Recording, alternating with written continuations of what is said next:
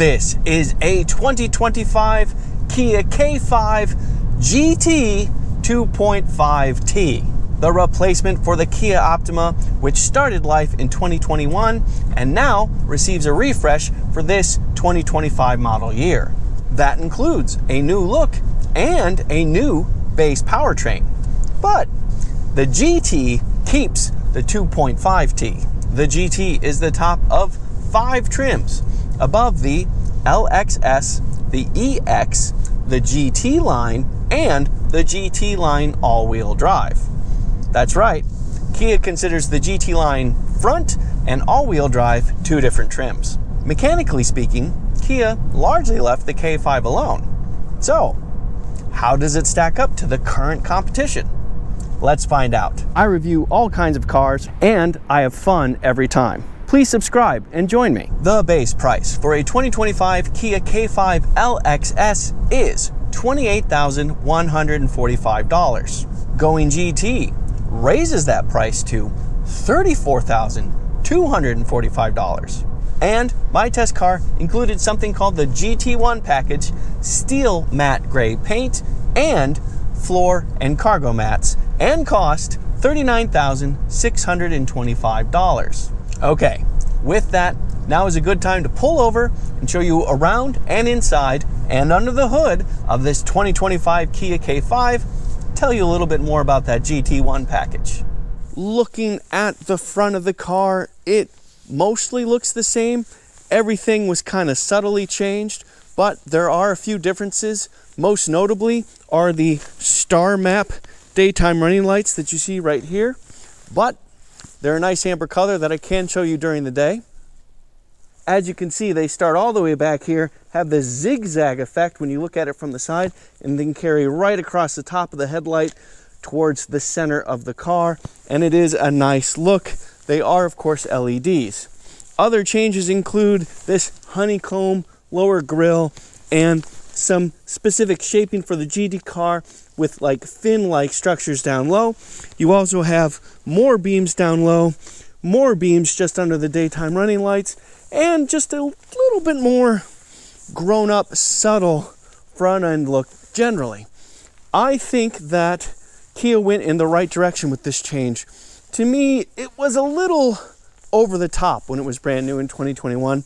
This just looks a little bit more thought through, sorted out. Overall, I think it's a nice update. Really matures the car for, you know, a mature person like me.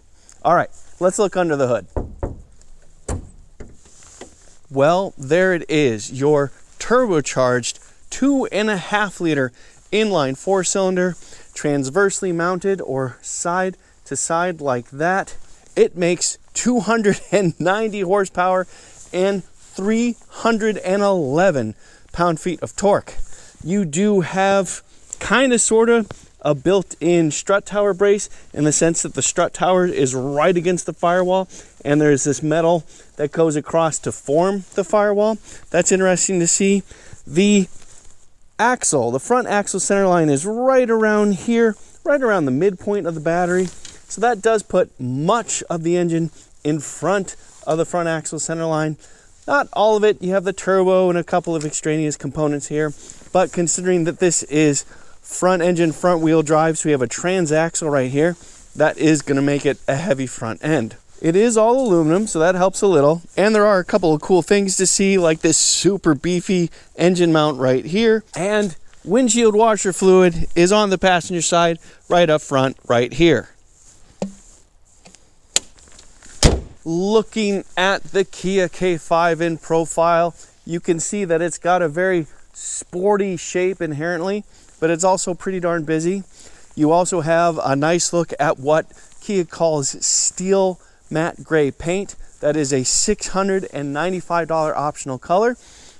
I do think it looks nice, and I think it's quite interesting to see it against a lot of different finished metals that we have going on over here. I will go ahead and put the dimensions up on the screen for you to check out and let you know that I have a lot more information in the description.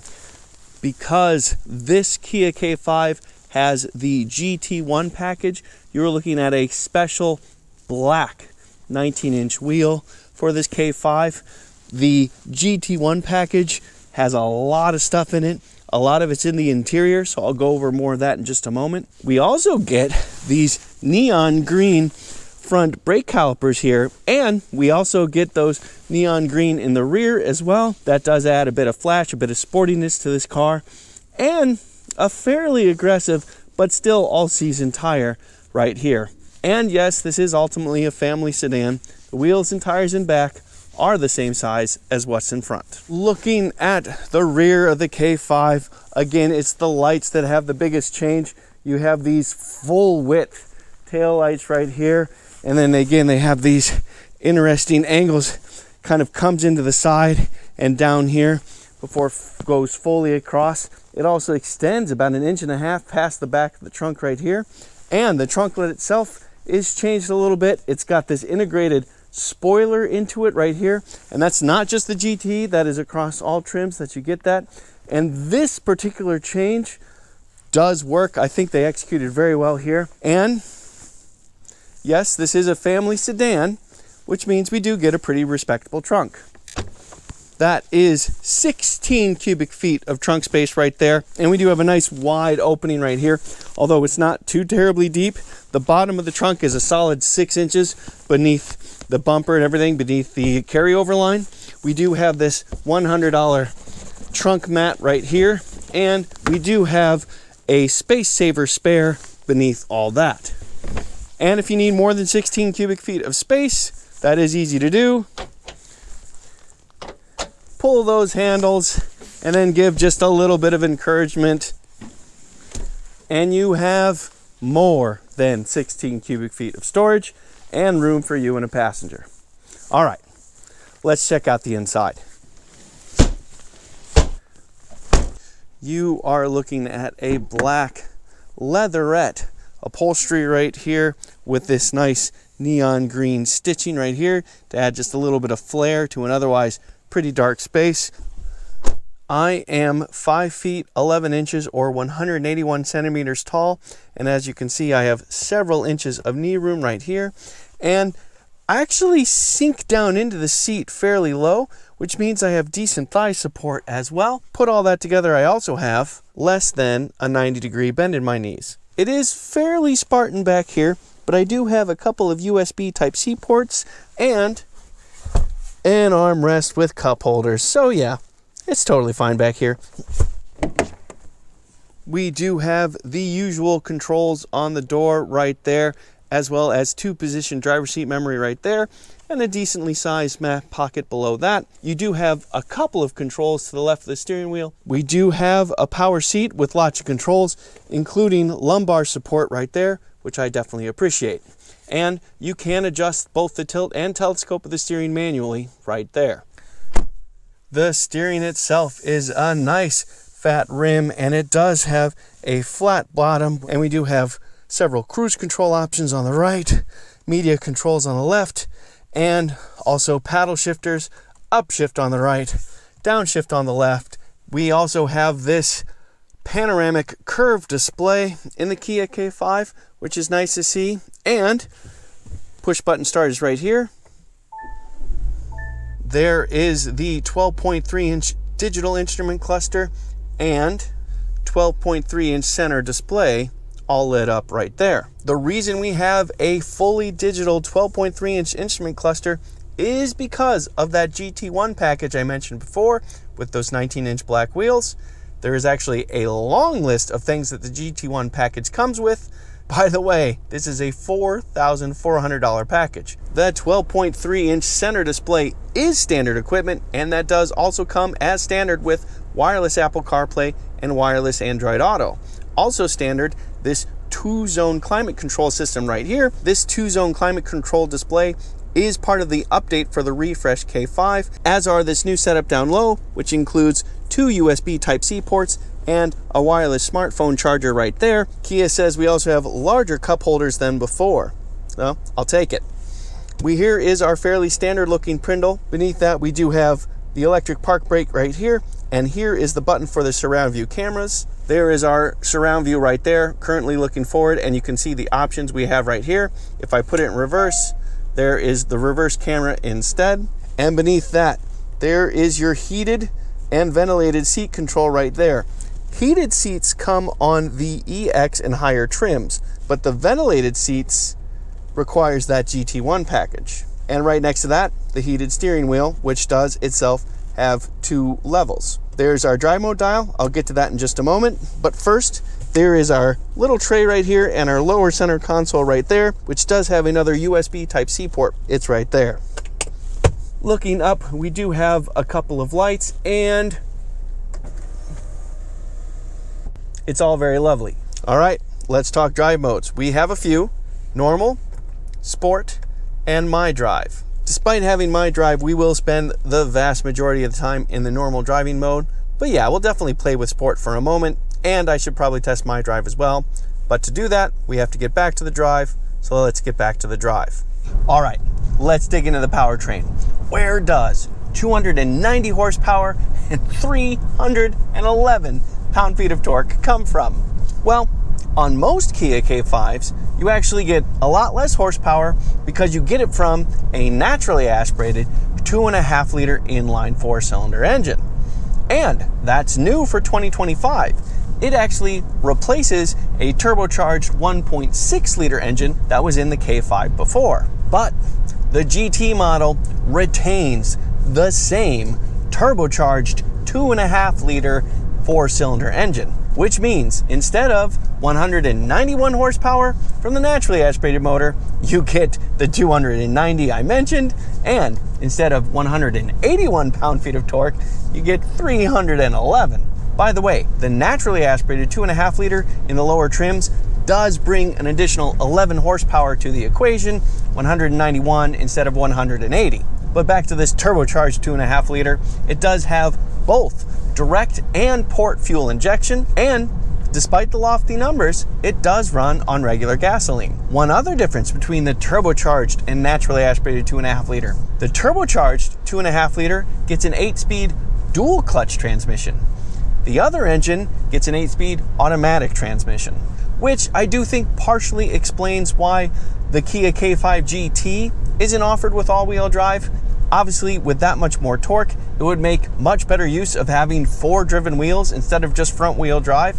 But for whatever reason, I don't think the dual clutch transmission is set up to accept an all-wheel drive system, whereas the 8-speed automatic can. But even then, it is still a little perplexing that they only offer it on the GT line Kia K5. My best guess for that is that Kia product planners made the decision that if you're going to spend the money on all-wheel drive, you're probably going to want some of the other equipment that the GT line offers anyway. Either way, aside from the all-wheel drive GT line, this is a front-wheel drive family sedan, which is the traditional common way that these family sedans are powered.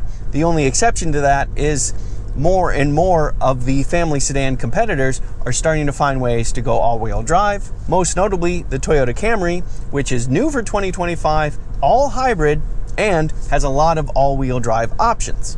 But the best you can do in a Camry is 232 horsepower. Here you have nearly 300.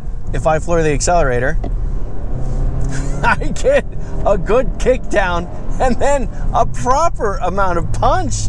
Yeah, that is a pretty darn quick kick down, courtesy of a dual clutch transmission as opposed to an automatic. And yeah, the pull, you get mid-range grunt from that 311 pound-feet of torque, which, by the way, peaks from like 1,650 RPM to 4,000 RPM. I'll put the exact number on the screen in case I got it wrong, but you get a lot of torque a lot of the time, and then that amounts to 290 horsepower once you get the revs up.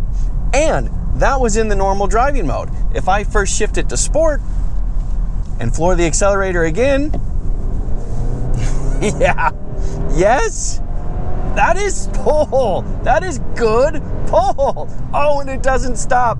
I'm reaching traffic fast. This thing has real scoot and pretty decent traction considering it's a front-wheel drive car. But it's a bit wet on the ground and you could feel it clawing for grip just a little bit in the gear changes and definitely at the lower speeds. It's also a nicely balanced, well-weighted engine. It feels smooth and refined. I really like this engine. Oop, passing opportunity. Oh man, yes, yes. Lots of power, nice power. Now, there is a third drive mode, that is my drive, and the way I have it set up is to deliver the normal powertrain, nothing sporty about the powertrain, but the heavier weighted steering. So if I floor it again, yeah, pretty much just like the normal drive mode, but still awfully good. And it's when you're punching it, when you're giving it full throttle and letting it wind through a gear or two, you do start to appreciate the fact that Kia chose a dual clutch transmission as opposed to an automatic. The shifts are positive, reinforcing feeling. Of course, a lot of modern family sedans are offering a hybrid option, or like I said in the Camry, hybrid only. That's not the case here with the Kia, and that becomes pretty obvious when you look at fuel economy numbers. With this car, you get 23 miles to the gallon in the city, 33 miles to the gallon on the highway, 27 combined. The best you can do in a Kia K5 is in front wheel drive with a naturally aspirated motor. There you will get as high as 26 miles to the gallon in the city, 37 miles to the gallon on the highway, 30 combined.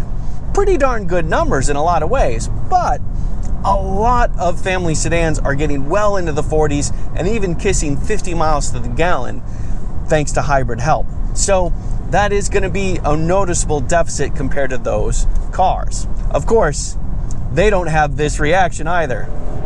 You know? And that doesn't get old. It really doesn't. And clearly you can see I'm having fun wadding this thing over and over. Of course I had to do an acceleration test, even in this wet weather. Let me show you that right now. All right, everybody, time for an acceleration test. See what this updated 2025 Kia K5 GT 2.5T can do. I do have it in the sport driving mode, and I do also have traction control and stability control limited, but I also have a bit of snow and a very wet road. So this is not going to be representative of the quickest launch that the Kia K5 is capable, but once we get moving and get traction, I'm confident that I'll be able to feel the full pull that this engine can provide. But I am, yes, definitely going to have to ease into the throttle a little bit at launch. With all that, let's see what we can do. Okay, coming to a complete stop. Ease onto the throttle. Oh, come on. Could have done a bit more easing there, but man, you know, we've got a lot of pull here. Wow. Look at the water flowing from the windshield right there. We have strong pull. Obviously, there was plenty of torque to light up the front wheels, and the front wheels lit up considerably, even though I backed way off the throttle to get it moving. The 8-speed dual clutch transmission shifted very quickly, and we had strong pull from this 2.5-liter GT K5. Very good acceleration. All right, let's dig into the chassis. This has the most common chassis setup you expect in the modern age: struts up front, multi-link suspension in the rear. However, because this is a GT K5, Kia says that this is a sport-tuned suspension for both the front and rear, and that is legitimate. You can feel that. On the ride handling spectrum, we are a lot closer to the handling side of things than I would expect in any family sedan. This feels taut and tight and responsive. If you turn the wheel, you get a response right away. The body stays flat even if you corner a little harder. I did get the chance to drive this a little bit in the dry, and I could lean on it a little bit more there, and it felt flat. Yet, despite that, it still, in my opinion at least, rides over bumps and lumps on the road just fine. So the compromise is a good one, and you benefit from a faster reacting chassis when you need it to. But for some, they might find it a touch on the stiff side. I also really like the seats and the amenities offered in this car, especially given the price. You get a lot. And all of this stuff is true on roads like this and on the interstate.